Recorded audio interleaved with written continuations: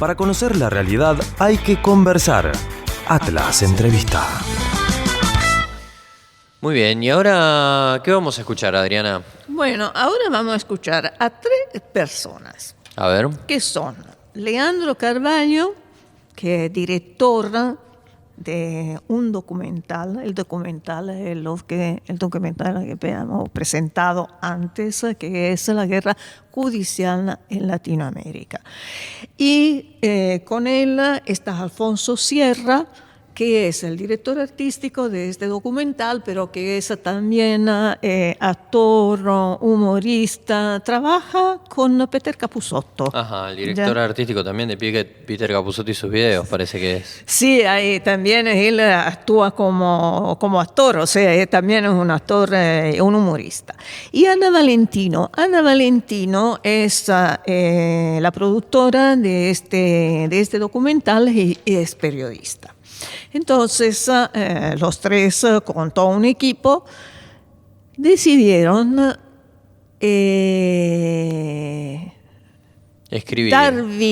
dar vida a este documental, que es muy, muy interesante. Yo lo vi y hablé con ellos en Buenos Aires. Los fui a visitar y los grabé. Y acá está la grabación de una parte de nuestra conversación. La conversación no fue larguísima, más de 50 minutos, pero bueno, la primera parte se concentró justamente sobre la cuestión del documental. Acá vamos a escucharla a Leandro, Alfonso y Ana. Bueno, el documental tiene un título en español, que es La guerra judicial en Latinoamérica, y tiene un título en inglés, que es Lawfare in the Backyard, ¿no? Algo así como guerra judicial o guerra jurídica en el patio de atrás, citando un poco la consigna de la doctrina Monroe y esta cosa de que Occidente es el patio trasero de Norteamérica, o de Estados Unidos más bien. Esos son los dos nombres que tiene. Es intencional que tenga dos nombres porque justamente es un mensaje direccionado más a nivel regional y habla hispana, y otro mensaje direccionado más a nivel global, de habla inglesa en general. Y bueno, básicamente el material profundiza desde la perspectiva de las tres dimensiones principales que constituyen este fenómeno del lawfare, que sería la dimensión jurídica, judicial, la dimensión política, la dimensión mediática, comunicacional. Profundiza de estos tres vértices, digamos, y en un principio, como introducción, trabaja el concepto en sí del lawfare, la historia del concepto del lawfare a nivel global. También busca globalizar para la persona que lo está viendo en el documental, globalizar la idea del lawfare y salir un poco de esta cosa divisoria, esta cosa excluyente, ¿no? De que en Argentina se habla de lawfare, se habla de Cristina, en Brasil se habla de Lula y en Ecuador se habla de Correa, para llegar a una idea de un concepto que trasciende muchísimo, no solo a estos tres países y a lo regional, sino también la política, el derecho internacional específico, como fenómeno, ¿no? Global, digamos. Así que son 5 capítulos. El primero trabaja el concepto a nivel global, luego lo mediático, lo judicial y lo político, y por último el cierre, que tiene que ver con lo socioeconómico, que es para nosotros, desde el trabajo que hicimos, la investigación que hicimos de más de 1 año y medio, la conclusión a la que llegamos es que el motivador, el sentido de esta guerra judicial o de estas persecuciones judiciales, la manipulación, el mal uso de la justicia con fines más bien militares, el destino de fondo, el objetivo de fondo tiene que ver con intereses financieros clarísimos, con fondos de inversión anónimos, con el FMI y otros lobbies y otros espacios globales que, bueno, lo que buscan es claramente tomar ventaja en otra guerra que también está sucediendo, sí, que es la guerra económica, ¿no? De acuerdo. Una pregunta, ¿cómo llegaron a esto? O sea, ¿cuál fue la idea? ¿Cómo surgió la idea de este documental?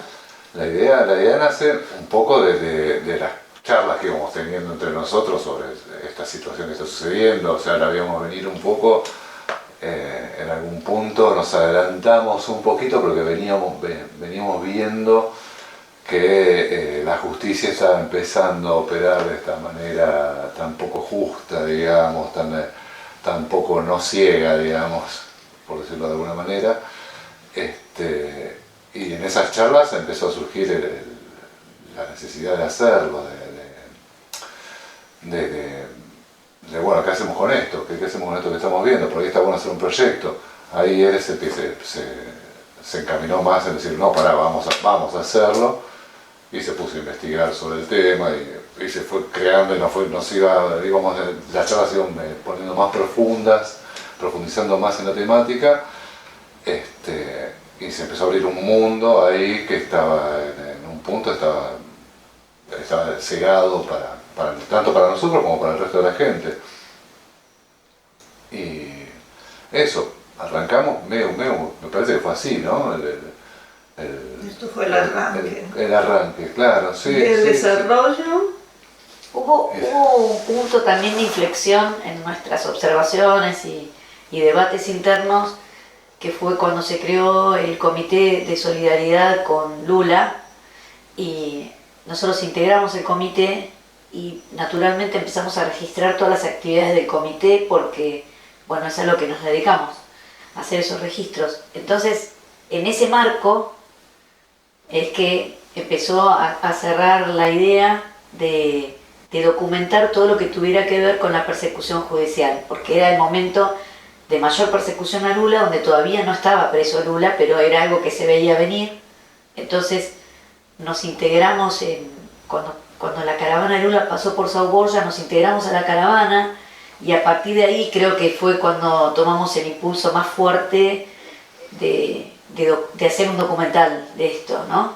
Y entonces empezamos a ver que no era solamente Brasil, que no era solamente Argentina, y se fue abriendo cada vez más el panorama, y por eso nos llevó 1 año y medio de trabajo, e incluso llegó a surgir este concepto de documental en tiempo real, porque iban sucediendo cosas todo el tiempo nuevas, pero que tenían que ver con esto, ¿no? Y ustedes se la retomaban todas las cosas nuevas. Sí, porque cada cosa te va sumando un dato más, y eso es un paso más de toda esta tragedia judicial que se va armando. Entonces siempre te está faltando 5 para el peso, digamos, Sí, ¿no? sí. Para decir, bueno, acá lo cierro, no, pero mira lo que pasó acá ahora en Ecuador, mira lo que pasó ahora en Brasil, mira lo que pasó. Lo que está pasando en Nicaragua, ahora, Claro. uy, mirá el bloqueo que le están haciendo a Venezuela. Entonces era muy difícil.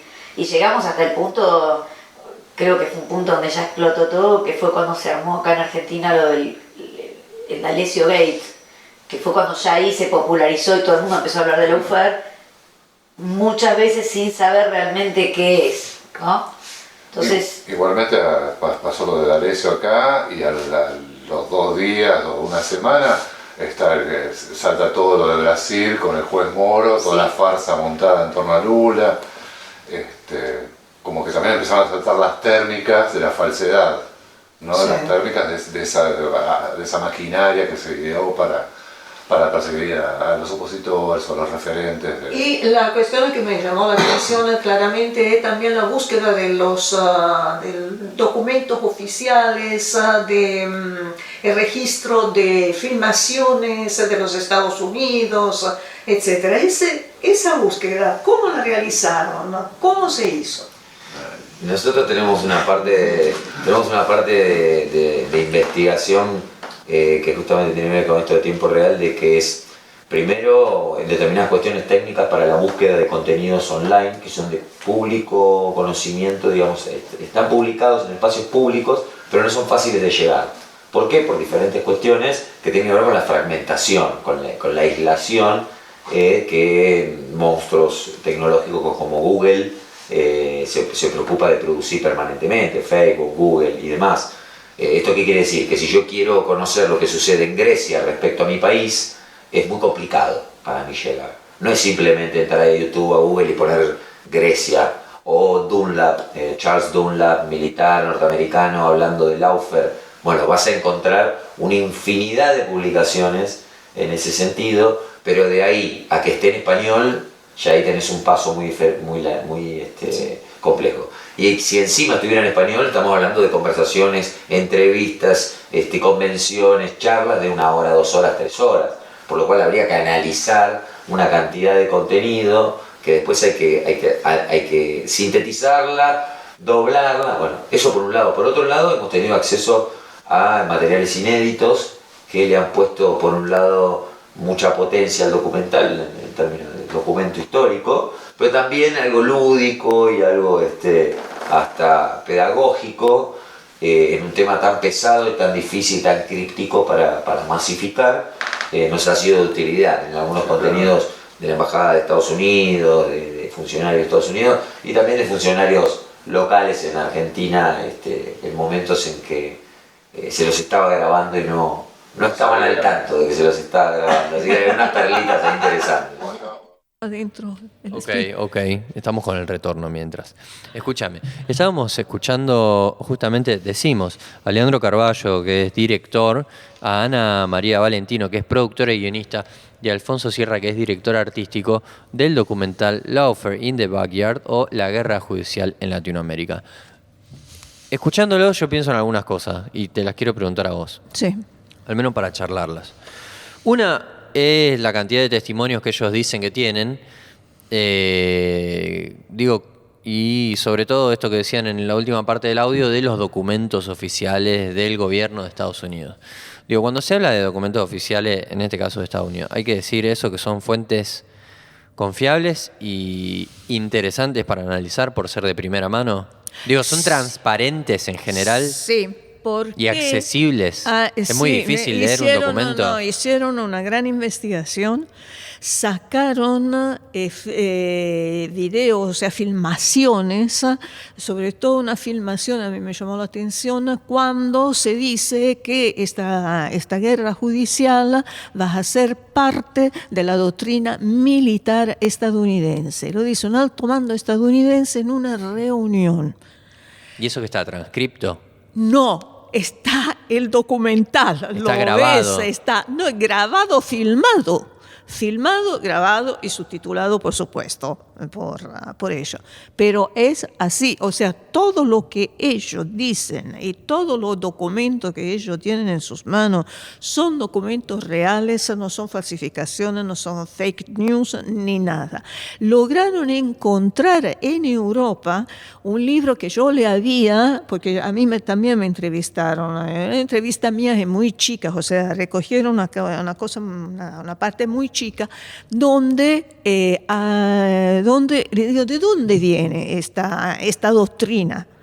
Y viene de la República Popular China. Fueron los chinos que lo inventaron y hay un libro que está traducido del chino al inglés que no lo podían encontrar, lo lograron encontrar, se lo hicieron mandar desde Europa y lo muestran ahí, yo lo vi físicamente, el libro ese. O sea, todo lo que ellos dicen es real. Las entrevistas a personas muy calificadas, a jueces, a personas políticas, que pueden ser argentinos, que son brasileños, que son norteamericanos, o sea, estudiosos, o sea, expertos. La verdad es que hicieron un trabajo realmente muy, muy grande y de mucha seriedad. Es serio, es un documental serio que efectivamente habría que ver. Bien, y la otra pregunta que te hago, un poco ya la respondiste, pero creo que es interesante decirla, al menos cortita. El lawfare, la técnica de la guerra judicial. En este caso, el documental dice la guerra judicial en Latinoamérica o in the backyard, digamos, en el patio de atrás en el de patio Estados trasero. Unidos sería, ¿no? Sí, el patio trasero de los Estados Unidos. Esa aclaración que tenga que ver geográfica, ahora se utiliza en Latinoamérica. Sí. Así como antes hablábamos de las escuchas o de los audios privados de los mandatarios, de figuras políticas importantes, opositoras, oficialistas, no importa. Hay que tener en cuenta que es esto, es una técnica y que en todo caso es lesiva también de la democracia esto, independientemente del lugar geográfico donde se use o en contra de los gobiernos de los que se use, ¿no? Sí, es una estrategia. Es directamente una estrategia que entra dentro de las doctrinas militares, o sea, es una forma de guerra. Hoy la guerra híbrida no prevé solamente armamentos, enfrentamientos, invasiones. No. Sabemos que hay una guerra económica, por ejemplo. Venezuela ha sido una víctima de esta guerra económica.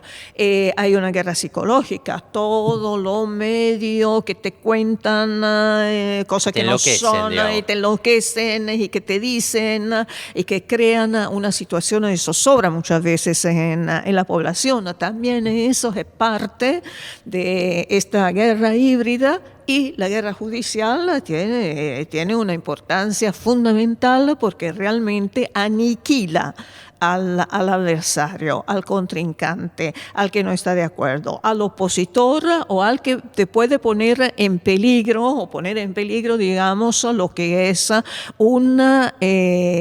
un sistema, lo que puede ser un diseño de sociedad y un diseño, digamos, económico o lo que fuera. Entonces, es embarrar a la persona. La guerra judicial no solamente sirve para poner preso, como pasó con Lula, sino embarrar directamente al opositor. Y una vez embarrado, aunque después se demuestre que no tenía nada que ver, el barro queda. Para conocer la realidad hay que conversar. Atlas Entrevista.